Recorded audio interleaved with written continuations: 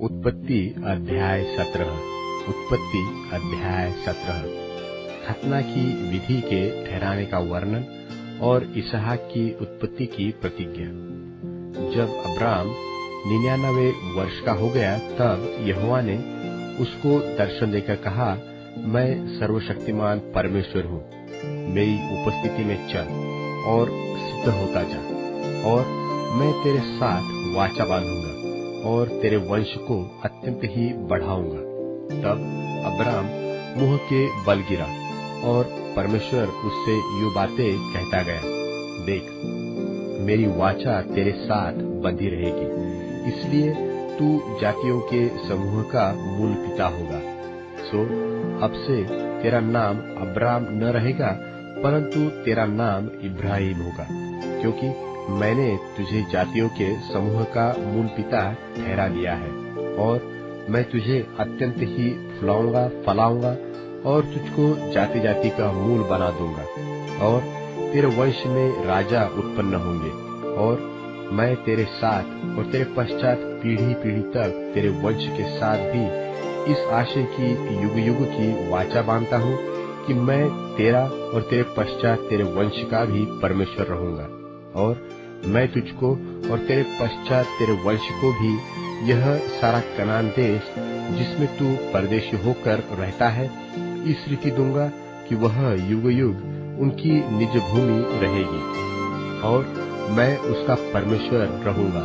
फिर परमेश्वर ने इब्राहिम से कहा, तू भी मेरे साथ बांधी हुई वाचा का पालन करना, तू और तेरे पश्चात तेरा वंश भी अपनी अपनी पीढ़ी में उसका पालन करे। मेरे साथ बांधी हुई वाचा जो तुझे और तेरे पश्चात तेरे वंश को पालनी पड़ेगी, सो यह है कि तुम में से एक एक पुरुष का खतना हो।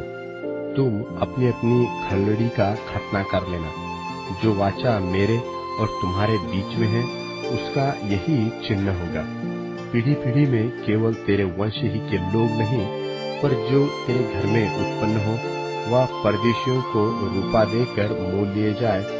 ऐसे सब पुरुष भी जब 8 दिन के हो जाए, तब उनका खतना किया जाए। जो तेरे घर में उत्पन्न हो अथवा तेरे रूपे से मोल लिया जाए, उनका खतना अवश्य ही किया जाए।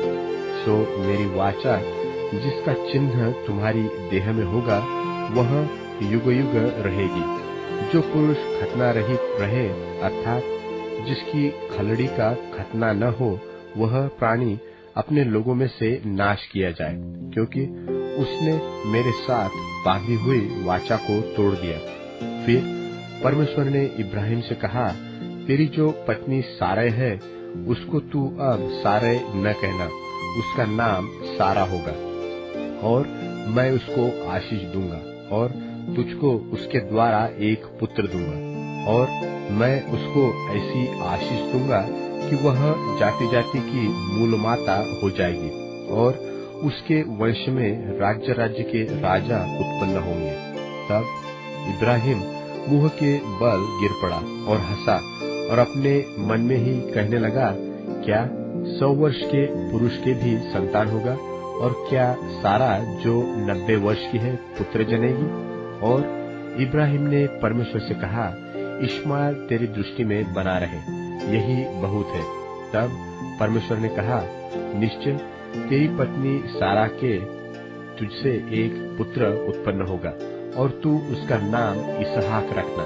और मैं उसके साथ ऐसी वाचा बांधूंगा जो उसके पश्चात उसके वंश के लिए युग युग की वाचा होगी।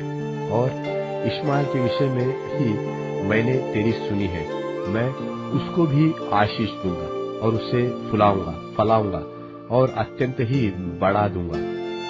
उसके 12 प्रधान उत्पन्न होंगे, और मैं उससे एक बड़ी जाति बनाऊंगा, परंतु मैं अपनी वाचा इसहाकी के साथ बांधूंगा, जो सारा से अगले वर्ष के इसी नियुक्त समय में उत्पन्न होगा। तब परमेश्वर ने इब्राहिम से बातें करनी बंद कर दी और उसके पास से ऊपर चढ़ गया।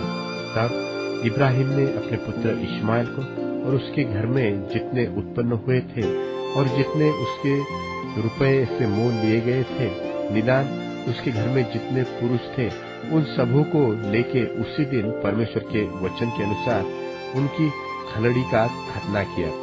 जब इब्राहिम की खलड़ी का खतना हुआ तब वह 99 वर्ष का था, और जब उसके पुत्र इश्माएल की खलड़ी का खतना हुआ तब वह 13 वर्ष का था।